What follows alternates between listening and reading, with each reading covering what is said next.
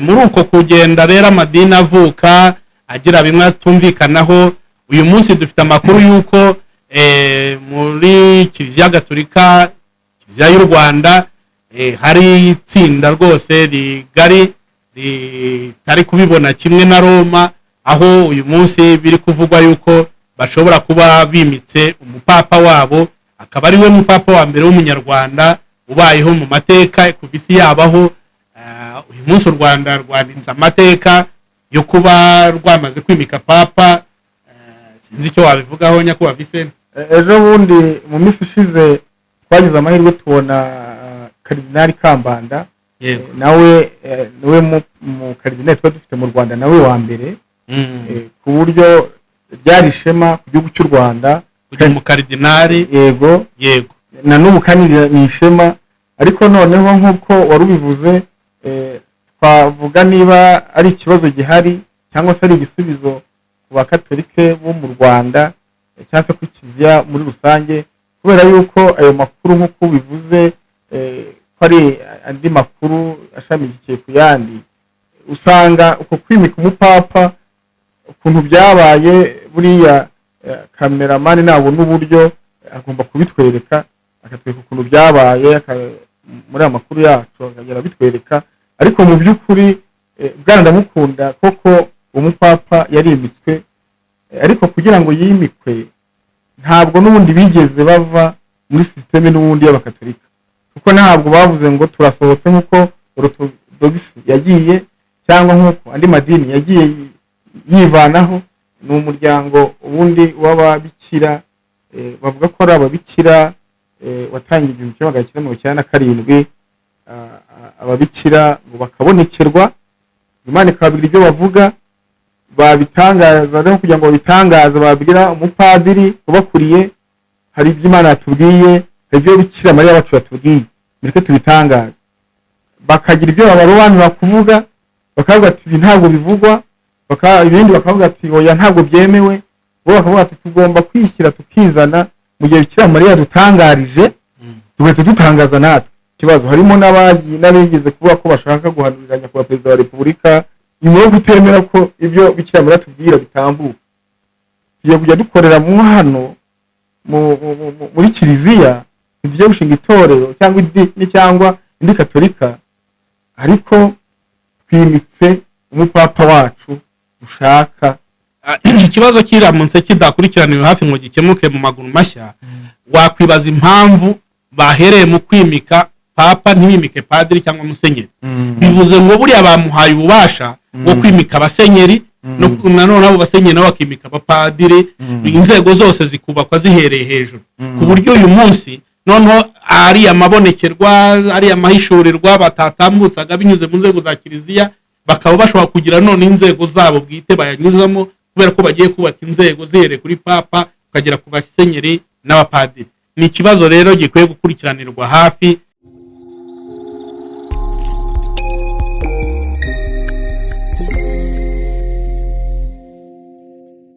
Ni wa mwanya tubagezaho ibiganiro tuba twabateguriye, aho tubagezaho amakuru avugwa hirya no hino, haba mu Rwanda, mu karere u Rwanda ruherereyemo, muri Afurika ndetse no hakurya y'amazi magari. Tuba twahabagereye rero kugira ngo tubabwire ivugo. Uyu munsi rero tugarutse n'ubundi muri uwo mwanya w'ibiganiro.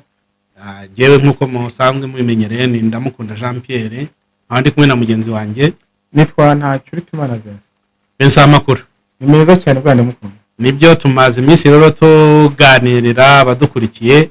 Uyu munsi tubafitiye amakuru ashyushye, aho tugiye kuganira ku tuntu n'utundi. Cyane Bwana Ndamukunda, utuntu n'utundi natwo tujya dukenerwa abakozi bacu. Nibyo muri utwo rero tuntu n'utundi, ngira ngo nk'uko mubizi uyu munsi turashaka kugana mu bijyanye n'iyobokamana, aho tugiye kubagezaho amakuru yagiye yumvikana hirya no hino, ariko cyane cyane avugwa mu Rwanda. Twibutse abadukurikiye yuko iyo tuvuze mu iyobokamana tuba tuvuze ibijyanye n'amadini. Uyu munsi rero mu madini ntushobora kuvuga amadini ngo usige Kiliziya Gatolika nk'idini rikomeye, idini rimaze kuba ubukombe, aho uyu munsi riyoborwa na papa Leo wa 14, akaba ari papa ufite inkomoko muri Amerika, umupapa wavuzwe cyane muri iyi minsi, aho atagiye avuga rumwe na Perezida Donald Trump cyane cyane ku bijyanye n'intambara Amerika yatangije kuri Iran. Rero papa Leo wa 14 ni papa mu by'ukuri wakomeje guhagarara ku mahame ya kiliziya, ntashake kugendera ku gitutu cya perezida wa Amerika ndetse n'undi wari wese, ahagarara mu mwanya mwiza nk'umushumba. Yego bwana Ndamukunda, iyo tuvuze kiliziya katolika ni kiliziya ikomeye ku rwego rw'isi, kandi buriya ni nkaho umuyobozi wa kiliziya aba ayoboye isi, kuko abayoboye abakristo benshi baba abakatolika ndetse n'abatari abakatolika. Buriya papa aba ari nkaho ari umuvugizi wabo, kubera ko papa abantu benshi batuye isi baba bafite amakarita y'abatisimu muri katolike, ahubwo bakajya mu yandi madini nyuma, ariko ariho babarizwa. Uretse n'ibyo, urumva mu by'ukuri iyo hari ikintu kireba imitegekere y'isi cyangwa se hari ikintu cyabaye ku rwego rw'isi, umwe mu bantu bashobora kuvuga ikintu ijwi rikumvikana rikagera kure ni papa, kuko mu ruhando rw'amadini, mu ruhando rw'imyizerere, ijambo avuze rirumvikana. Uretse n'ibyo kandi, abo tubona mu mitegekere isanzwe y'isi, abami n'abaperezida bategeka ibihugu bitandukanye, baba bafite imyizerere runaka. Iyo urebye rero abenshi ntawakidinira kuvuga yuko ari abagaragara n'ubundi nk'abayoboke ba kiliziya gatolika, nubwo bagaragara nk'abayoboye ibihugu. Ibyo rero bituma umushumba wa kiliziya gatolika akomeza kugira ijambo ntayegayizwa ku isi yose. Mu by'ukuri bwana Ndamukunda, iyo turebye kiliziya katolika, ubwo abitwa abakristo mu gihe itorero ryari rimaze gushingwa, ubwo iyo dusomye mu byakozwe n'intumwa bigaragara aho itorero ryashingiwe, urareba ukabona abanyeroma nibo bari bafite nyine imbaraga mu itorero. Ubwo kuba abanyeroma rero, abakatolika nibo kandi nanone bari bakomeye. Muri uko gukomera rero, hari umugabo witwa Luther King, niwe wavuze ngo ese ikintu kitwa gusomerwa igitabo tugatahana ibintu byose tukabyakira, umuntu akadusomera bwo kwahagarariye Imana, tuzakomeza tubigenderemo. Martin Luther King ari revoluta, avuga ngo buri muntu wese akwiye kugira gute, akwiye kwisomera, n'andi madini nuko yagiye avuka bwa Ndamukunda. Nibyo, tugiye mu mateka y'amadini uko yavutse nuko ari gukora kugeza ubu, dushobora kuba tutabisoza muri uyu mwanya. Reka tugaruke ku ngingo yacu ivuga ku bijyanye n'utuntu n'utundi. Muri uko kugenda rero amadini avuka agira bimwe atumvikanaho, uyu munsi dufite amakuru y'uko muri kiliziya gatolika, kiliziya y'u Rwanda, hari itsinda rwose rigari ritari kubibona kimwe na Roma, aho uyu munsi biri kuvugwa yuko bashobora kuba bimitse umupapa wabo, akaba ari we mupapa wa mbere w'umunyarwanda ubayeho mu mateka ku isi yabaho. Uyu munsi u Rwanda rwanditse amateka yo kuba rwamaze kwimika papa. Sinzi icyo wabivugaho nyakubahwa Vincent. Ejo bundi mu minsi ishize twagize amahirwe tubona Kardinali Kambanda, nawe niwe mu Kardinali twari dufite mu Rwanda, nawe wa mbere, ku buryo byari ishema ku gihugu cy'u Rwanda kugira mu Kardinali. Yego na n'ubu kandi ni ishema.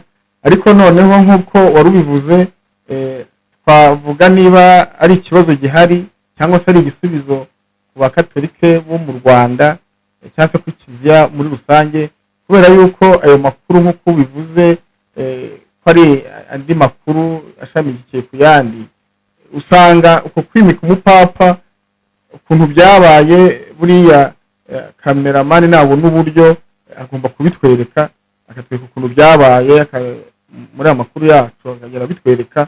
Ariko mu by'ukuri bwana Ndamukunda, koko umupapa yarimitswe, ariko kugira ngo yimikwe ntabwo n'ubundi bigeze bava muri systeme n'ubundi y'abakatolika, kuko ntabwo bavuze ngo turasohotse nk'uko orthodox yagiye cyangwa nk'uko andi madini yagiye yivanaho, ahubwo baravuze ngo urumva uyu muryango wimitse umupadiri na kumupapa ni umuryango ubundi w'ababikira bavuga ko ari ababikira watangiye 1997 ababikira ngo bakabonekerwa Imana ikababwira ibyo bavuga babitangaza rero kugira ngo babitangaze babwira umupadiri ubakuriye hari ibyo Imana yatubwiye hari ibyo Bikira Mariya wacu yatubwiye mureke tubitangaze bakagira ibyo babarobanura kuvuga bakavuga ati ibi ntabwo bivugwa ibindi bakavuga ati oya ntabwo byemewe bo bakavuga ati tugomba kwishyira tukizana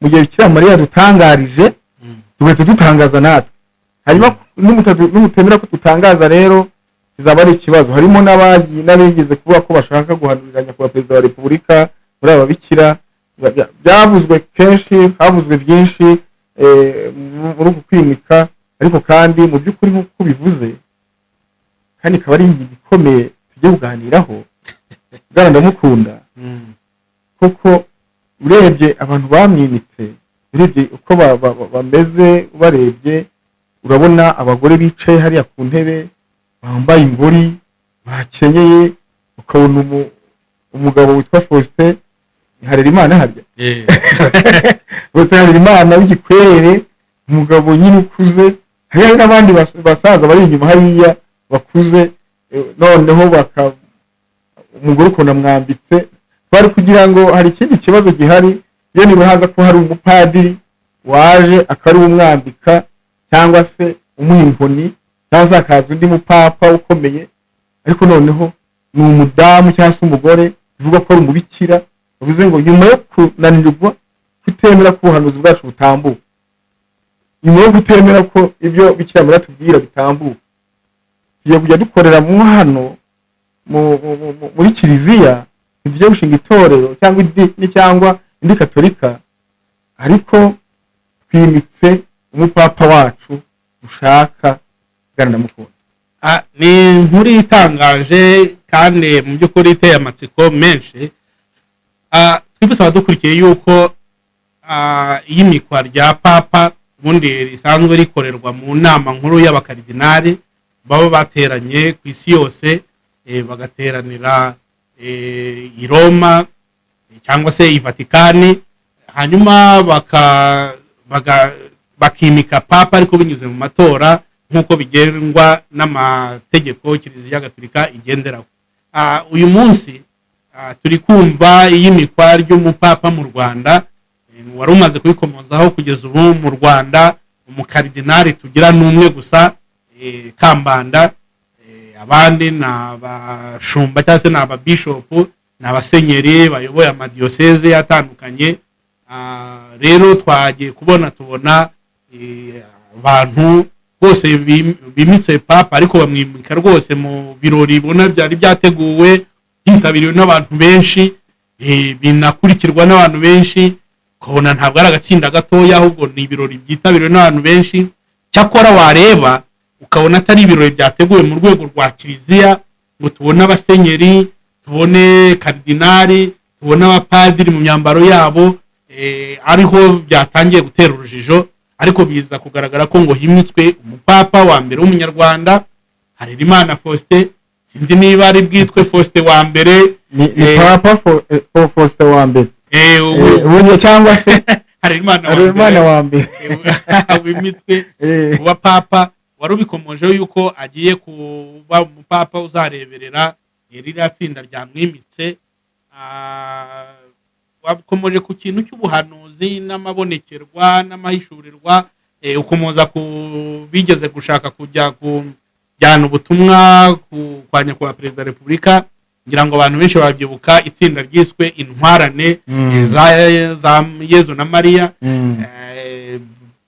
ntabwo byabaguye neza ntabwo byabahiriye uyu munsi rero twumvise noneho abandi nabo bavuga ati twimise umupapa bise ikintu umuntu yakwibaza nyuma y'iyimikwa rya Harerimana Faustin wa mbere nk'umupapa w'umunyarwanda ariko bikagaragara ko atari idini rishya ahubwo byakorewe muri Katolika twiteze kumva icyo Kiliziya Gatolika ibivugaho mu Rwanda ndetse n'inzego za leta kuko nazo zakabaye zirebwa n'icyo kibazo tuzi urwego rwa leta rushinzwe imiyoborere RGB, hari amakuru waba ufite yuko izo nzego zaba iza leta n'iza kiliziya hari icyo zaba zavuze kwimikwa rya nyakubahwa Harerimana Faustin wa mbere? mu by'ukuri bwana mukunda, nyakubahwa Harerimana Faustin cyangwa se ni papa, ngo ni nyir'ubutungane, nyir'ubutungane nyir'ubutungane papa Harerimana Faustin wa mbere mu Rwanda. Mu by'ukuri niwe wa mbere, kandi bakabakorera Kicukiro hariya hafi mu Busanza. Mu by'ukuri ni ikintu gikomeye ku buryo urebye ubu buhangange yahawe ntabwo bworoshye. Bamwambitse umusaraba, mwambika ingofero nk'abapapa nyine, bashobora kuba baragiye kuri interinete cyangwa se baragiye kuyigura, cyangwa se niba bayigura y'abapapa simbizi, cyangwa kuyikosha bakoresha imyambaro y'abami. Ariko urebye ukuntu referanse bakoze, bonye ko byanze bikunze bagendeye ku bupapa. Ikindi gitangaje, aho kwa papa umuntu wegereye papa umwambika ziriya ngofero aba nawe aba ari umukardinali ukuriye abandi. Noneho biyeranje bafata umugore, niba ari umugore ukuriye abandi, cyangwa se niba ari umubikira Mariya, niba ari babita ngo kibariya n'abahereza n'ababikira yego bamasera ashobora kuba rero ni masera bifashishije kugira ngo nyamara iki kibazo kirakomeye nk'uko wari ukivuze bwana mukunda. Ubushize twigeze kumva ibintu by'abakono naho bagiye kwimika umwami, none ubu ngubu haje noneho papa. Kandi ubundi mu Rwanda nk'uko wari ubivuze, ukuntu bigenda ku bijyanye n'isengero cyangwa iyobokamana, kuko ariho turi cyane. Iyobokamana habaho imikono 1000, ugashaka abakirisitu ukaberekana, ugasinyisha, waheze ukagenda muri RGB ukavuga ngo tugiye gushyiraho urusengero, ngayo iri mikono y'abakristo, izindangamuntu zabo, hanyuma mutureke uyu muryango ukoreye mu Rwanda, bagasuzuma ku byangombwa byuzuye, bakareba niba uwo mu bishop cyangwa se ugiye guhagarira idini yujuje ibyangombwa bisabwa. Bagomba kureba rero niba mu papa yujuje ibyangombwa by'ubupapa, ariko binyuze hehe? Binyuze muri RGB.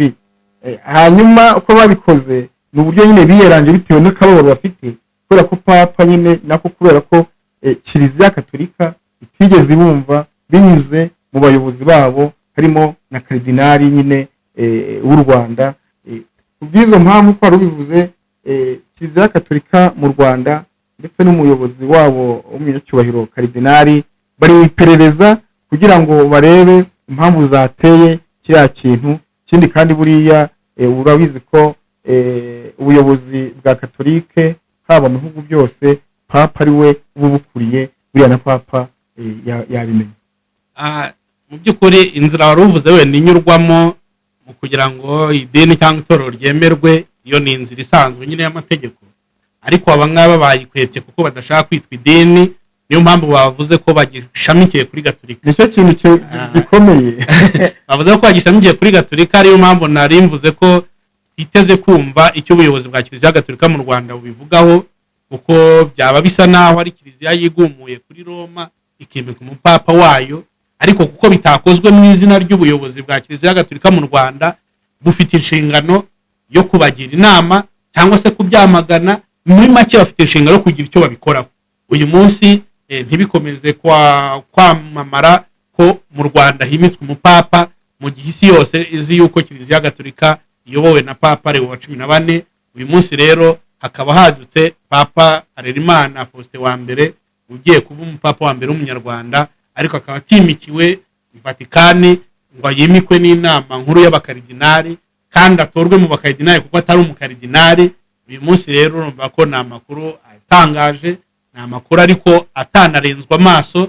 Niyo mpamvu twashatse kubimenyesha abakunzi b'Umushinga TV kugira ngo uko baba babyumvise niko natwe twabyumvise, ariko tunasaba inzego bireba, zaba iza Kiliziya zaba iza leta, kugira icyo bakora kuri icyo kibazo, bakumva akababaro kabo bakristo, bakabagira inama y'uburyo akababaro kabo kakemuka bidasabye kusa naho bakoze icyo wakwita kugumuka cyangwa se kwigaragambya cyangwa se kwiyomora kuri kiliziya gatolika Bwana Vicente. urumva ikintu gikomeye Bwana Ndamukunda, kuba bafite umupapa biravuze ko bagomba no kugira abakaridinari, bakagira abapadiri, bakagira mu gihugu cyose nyine bakagira abasenyeri ndetse bakagura n'imbibi, ubwo bakagira no hanze y'u Rwanda bakagura n'imbibi. ariko kandi ikintu batangaje kugira ngo bitagaragara ko nyine ari ukwigumura cyangwa se batagaragaza ko bashatse gucamo ibice abakatolike, bavuze ko bari munsi y'ukuboko kwa papa mukuru kandi bari munsi y'ukuboko kwa kiliziya. icyo batumvikanaho ni uburyo bw'imiyoborere cyangwa se uburyo bwo gutanga ubutumwa bagombaga gutanga. ariko kandi umuntu akibaza ku mirimo ya ritari. hari imirimo ya ritari, hari imirimo yo guhazwa, hari imirimo yo kubatizwa, hari imirimo yo gukomezwa. icyo kintu umuntu agasigara akibaza. niyo mpamvu Karidinali Kambanda agomba kuba uwa mbere mu kwinjira muri iki kibazo kugira ngo atazisanga batangiye kurya Eucharistie. urumva iki kibazo kiramutse kidakurikiraniwe hafi ngo gikemuke mu maguru mashya, wakwibaza impamvu bahereye mu kwimika papa ntibimike padiri cyangwa musenyeri.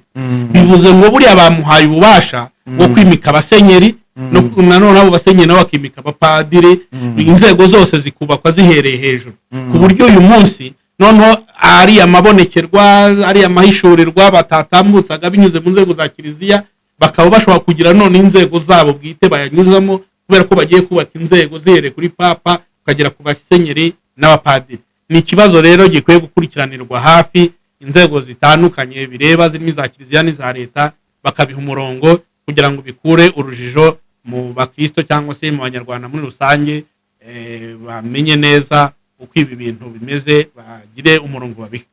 Bwana Vicente, niba hari andi makuru waba ufite ku bijyanye n'iyimikwa rya papa w'umunyarwanda Harerimana Faustin wa mbere wimitswe akimikirwa muri Kicukiro mu mujyi wa Kigali mu gihugu cy'u Rwanda, ubaye hari andi makuru ubifiteho wayatubwira, yaba ntayo tukagana ku musozo w'ikiganiro cyacu. urebye aya makuru twari dufite arahagije, ariko kandi nk'uko tumenyereye Eglise Katolike cyangwa Kiliziya Katolika ni kiliziya ifite imiyoborere ihamye, ikiliziya yubakitse uhera hasi kugera hejuru kwa papa. urebye ukuntu bakora ibintu byabo bigahera kwa papa, bigahera ibukuru, bikagera ku mupadiri, nta kintu akuyeho, bagomba kubaha umukuru. ntekereza ko iki kintu cyangwa se izi ndangagaciro z'aba abakozi b'Imana twavuga bimitse papa wabo zigomba gufatirwa umwanzuro binyuze mu biganiro hamwe na Karidinali wabo Bwana Ndamukunda.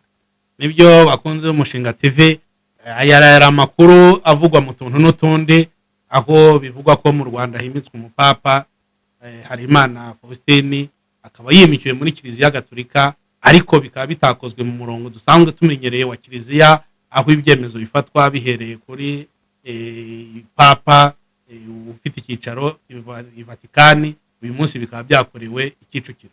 Reka dukomeze rero tubikurikirane, ne tugira andi makuru tumenya, haba ku byo Kiliziya Gatolika y'u Rwanda yatangaje, haba ku byatangajwe na Kiliziya ku rwego rw'isi binyuze mu buvugizi bwa papa, cyane ko hari intumwa ya papa mu Rwanda, cyangwa se binyuze mu nzego za leta zireberera ibijyanye n'amadini cyangwa se n'imiryango ishingiye ku myizerere. ibyo byose amakuru make tuzamenya tuzayageza ku bakunzi b'umushinga TV. ibiganiro byacu rero nakagaruka. Bye bye. Murakoze cyane.